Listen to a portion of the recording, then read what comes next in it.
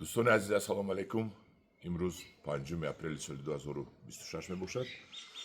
ما یکم خامتوگ رو در چویلاب‌های انگورهایمان میگذارونیم و به شما نشان میدیم که یکم خامتوگ چقدر میشود. برای یکم خامتوگ رو کردن ما نگاه میکنیم بالا رو و میبینیم که کدامش خوب دارد، کدامش خوشا ندارد، کدامش نقض نشونما دارد، از همین نودچه ها کدامش نشونما ندارد. و ما نشونما نمیکردگیش رو خوشا نداشتگیش رو کنده میپرتویم. این چون یک قسم خوشا دارش رو نیست کنده میپرتویم تو اینکه تونوک شود و خوشاهای ما کلان شود. در همینجا میبینیم من این رو میبینیم که من خوشا دارد، خوشا دارد من اینش خوشا دارد من این مایده چاکش خوشا ندارد و به هیچ کس در کار نمیشود. این فقط قوه زیادتی رو میخورد. همین ها رو نصف میکنیم. اینش هم خوشا ندارد، این رو نصف میکنیم. دو تا موندیم خوب بس. این مایده چا این رو نیز میگیریم چون که اینم خوشه مایده دارد و نشونماش خوب نیست. این رو نیز میگیریم. من همینجا سه تا موندیم بس سه دونه. ببینیم این طرف من این نشونمای خوب دارد و خوشه خوب دارد.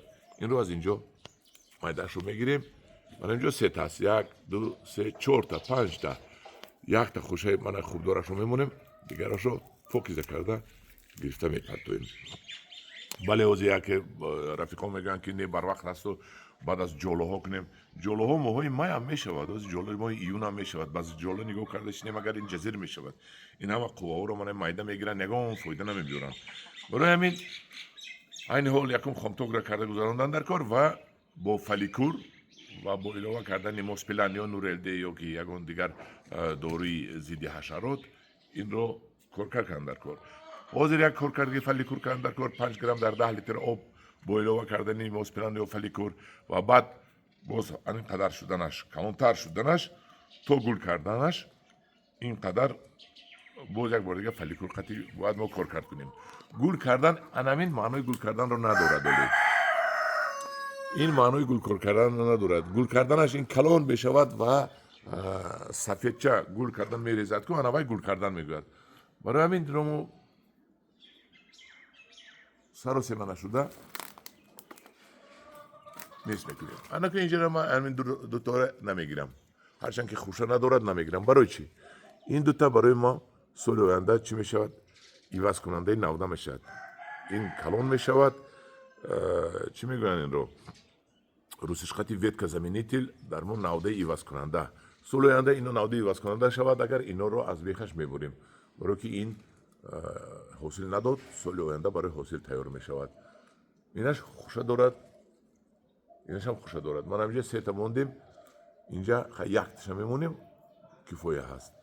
من اینش رو مونیم اینش رو میگیریم این طرف میمونیم شا میبیم این طرف من رو بینید من خوشه دارد نوکش رو بینید من نشان دید خوشه دارد. این قسم پایانی خوشه ندارد و مایده میباشد. قسم پایانی رو ما توضیح کرده میپرتویم من پرتوفتیم. این چونین این خوشه دارد اینجا ندارد. اینش رو برای ایواز کننده میمونیم یک تا به خوشش رو نیست میمونیم هر جا که سال آینده ما برای گرفتن میوه برای بستن میوه او رو استفاده میبریم و این نوده کلان میشود. اینش رو میگیریم همین خیلی آماده استفاده میبریم و نصف میکنیم. من هر دو این میوه ندارد نه اینش نه اینش یک تاش رو میمونیم برای استفاده برای میوه. من سال آینده این کلان که شد ما رو همچون نوده ایواز کننده استفاده میبریم. اینجا ریز دوتا هست بینید یک تاش رو میگیریم یک تاش رو میمونیم یک تاش استفاده برنده آینده میشد. اینجا دوتا هست اینش میوه دارد اینش ندارد. اینش رو میگیریم من توضیح کردیم و نوکش رو نیز میگیریم. همین خیلی خلاصی گپ شما خامتوگ میکنید. من ببینید نوکش میوه دارد اینش هم میوه دارد دوتا سه تا کفایه اینجا.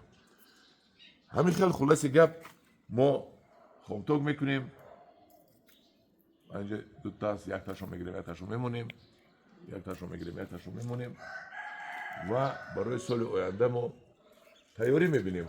ما وقتی خامتوگ میکنیم تنها این سال رو در نظر نمیگیریم سال آینده رو نیز در نظر میگیریم که سال آینده کدام نوده رو ما استفاده میبریم کدام نوده رو برای سال آینده مونیم.